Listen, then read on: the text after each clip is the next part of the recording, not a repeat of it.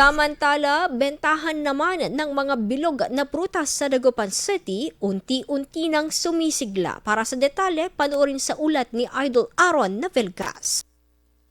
104.7 IFM Report.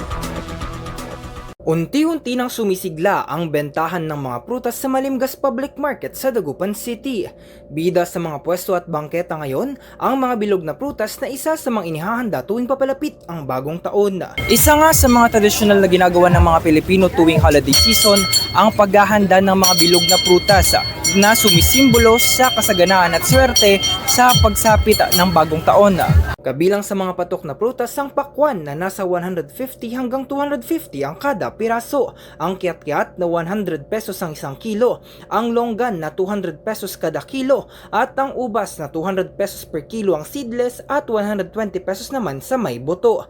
Hindi rin mawawala ang pongkan na nasa 10 pesos ang isang piraso, ang mansanas na naglalaro sa 20 pesos hanggang 35 pesos kada piraso, at ang peras na 35 pesos ang isang piraso. Hindi man bilog ay mabenta rin ang pinya na 100 pesos hanggang 120 pesos ang isang piraso, at ang dragon fruit na 150 pesos ang isang kilo.